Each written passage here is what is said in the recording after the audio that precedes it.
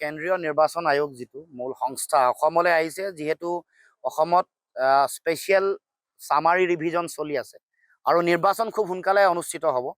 গতিকে election commission অসমলৈ আহিলে সকলো যিবোৰ তেওঁলোকৰ ৰেজিষ্টাৰ্ড আৰু ৰিকগনাইজ যিবোৰ পলিটিকেল পাৰ্টি আছে, যিবোৰ স্বীকৃতিপ্ৰাপ্ত যিবোৰ ৰাজনৈতিক দল আছে, তেওঁলোকক আমন্ত্ৰণ জনাইছে আৰু বিভিন্ন বিষয় আলোচনা কৰিব। কিন্তু অতি আশ্চৰ্যজনকভাৱে যি সময়ত তেওঁলোকে কেন্দ্ৰীয় চৰকাৰৰ হাতোৰাত থকা বুলি ইলেকশ্যন কমিশ্যনক কোৱা হয়, ষ্টেট ইলেকশ্যন কমিশ্যনো অসমৰ মুখ্যমন্ত্ৰীক বা অসম চৰকাৰ বা বিজেপিৰ নিয়ন্ত্ৰণাধীন বুলি কোৱা হয়। সেই সময়ত আমি যোৱাবাৰ নিৰ্বাচন খেলিছোঁ, আমি আনৰিকগনাইজ পাৰ্টি, কিন্তু তথাপিও আমি যোৱাবাৰ ৮৩টা সমষ্টিত নিৰ্বাচন খেলিছোঁ, লোকসভাৰ নিৰ্বাচন খেলিছোঁ। অসমৰ সমাজ আৰু জাতীয় জীৱনত আমি ৰাজনৈতিকভাৱে কাম কাজ কৰি আছোঁ, আমি বিভিন্ন ধৰণৰ বিষয় উত্থাপন কৰি আছোঁ।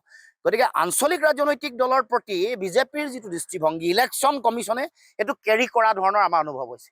গতিকে আমি ইলেকশ্যন কমিশ্যনক আহ্বান জনাইছোঁ, নিৰ্বাচন আয়োগক, তেওঁলোকে মানে পক্ষপাতমূলক আচৰণ নকৰিব। পক্ষপাতমূলক আচৰণ কৰি কাৰোবাক মাতিছে, কাৰোবাক নমতাকে আছে, এইটো পৰিহাৰ কৰি আমি যদিও বিধিমতে আনৰিকগনাইজ পাৰ্টিক তেওঁলোকে আমন্ত্ৰণ কৰিব নোৱাৰে, তথাপিও অসমৰ ৰাজনৈতিক ক্ষেত্ৰখনত আমাৰ ভূমিকা, আমাৰ কাম কাজ, যোৱা সময়ত চোৱাৰ ইলেকশ্যনত এইবোৰ সকলো কথা চালি জাৰি চাই তেওঁলোকে যাতে এনেকুৱা ধৰণৰ সিদ্ধান্ত পৰিহাৰ কৰে, নহ'লে অন্যথা বুজিম যে তেওঁলোকে বিজেপিৰ ডিক্টেশ্যনৰ মতে, বিজেপিৰ নিৰ্দেশনাৰ মতে, বিজেপিৰ পুতলা হিচাপে, পাপেট হিচাপে, যিটো উচ্চতম ন্যায়ালয়ে কৈছে, বিজেপিৰ পুতলা হিচাপে কাম কাজ কৰিছে। আৰু অসমৰ ষ্টেট ইলেকশ্যন কমিশ্যনেও, ইয়াৰ যিগৰাকী মুখ্য নিৰ্বাচনী বিষয়া, তেওঁলোকেও বিজেপিৰ এজেণ্ট হৈ কাম কৰিছে বুলি আমি ভাবিবলৈ বাধ্য হওঁ। কেন্দ্ৰীয় নিৰ্বাচন আয়োগ যিটো মূল সংস্থা অসমলৈ আহিছে, যিহেতু অসমত স্পেচিয়েল চামাৰী ৰিভিজন চলি আছে আৰু নিৰ্বাচন খুব সোনকালে অনুষ্ঠিত হ'ব। গতিকে ইলেকশ্যন কমিশ্যন অসমলৈ আহিলে সকলো যিবোৰ তেওঁলোকৰ ৰেজিষ্টাৰ্ড আৰু ৰিকগনাইজ যিবোৰ পলিটিকেল পাৰ্টি আছে, যিবোৰ স্বীকৃতিপ্ৰাপ্ত যিবোৰ ৰাজনৈতিক দল আছে, তেওঁলোকক আমন্ত্ৰণ জনাইছে আৰু বিভিন্ন বিষয় আলোচনা কৰিব। কিন্তু অতি আশ্চৰ্যজনকভাৱে যি সময়ত তেওঁলোকে কেন্দ্ৰীয় চৰকাৰৰ হাতোৰাত থকা বুলি ইলেকশ্যন কমিশ্যনক কোৱা হয়, ষ্টেট ইলেকশ্যন কমিশ্যনো অসমৰ মুখ্যমন্ত্ৰীক বা অসম চৰকাৰ বা বিজেপিৰ নিয়ন্ত্ৰণাধীন বুলি কোৱা হয়। সেই সময়ত আমি যোৱাবাৰ নিৰ্বাচন খেলিছোঁ, আমি আনৰিকগনাইজ পাৰ্টি, কিন্তু তথাপিও আমি যোৱাবাৰ ৮৩টা সমষ্টিত নিৰ্বাচন খেলিছোঁ, লোকসভাৰ নিৰ্বাচন খেলিছোঁ। অসমৰ সমাজ আৰু জাতীয় জীৱনত আমি ৰাজনৈতিকভাৱে কাম কাজ কৰি আছোঁ, আমি বিভিন্ন ধৰণৰ বিষয় উত্থাপন কৰি আছোঁ।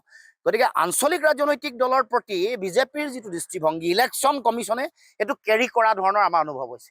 গতিকে আমি ইলেকশ্যন কমিশ্যনক আহ্বান জনাইছোঁ, নিৰ্বাচন আয়োগক, তেওঁলোকে মানে পক্ষপাতমূলক আচৰণ নকৰিব। পক্ষপাতমূলক আচৰণ কৰি কাৰোবাক মাতিছে, কাৰোবাক নমতাকে আছে, এইটো পৰিহাৰ কৰি আমি যদিও বিধিমতে আনৰিকগনাইজ পাৰ্টিক তেওঁলোকে আমন্ত্ৰণ কৰিব নোৱাৰে, তথাপিও অসমৰ ৰাজনৈতিক ক্ষেত্ৰখনত আমাৰ ভূমিকা, আমাৰ কাম কাজ, যোৱা সময়ত চোৱাৰ ইলেকশ্যনত এইবোৰ সকলো কথা চালি জাৰি চাই তেওঁলোকে যাতে এনেকুৱা ধৰণৰ সিদ্ধান্ত পৰিহাৰ কৰে, নহ'লে অন্যথা বুজিম যে তেওঁলোকে বিজেপিৰ ডিক্টেশ্যনৰ মতে, বিজেপিৰ নিৰ্দেশনাৰ মতে, বিজেপিৰ পুতলা হিচাপে, পাপেট হিচাপে, যিটো উচ্চতম ন্যায়ালয়ে কৈছে, বিজেপিৰ পুতলা হিচাপে কাম কাজ কৰিছে। আৰু অসমৰ ষ্টেট ইলেকশ্যন কমিশ্যনেও, ইয়াৰ যিগৰাকী মুখ্য নিৰ্বাচনী বিষয়া, তেওঁলোকেও বিজেপিৰ এজেণ্ট হৈ কাম কৰিছে বুলি আমি ভাবিবলৈ বাধ্য হওঁ।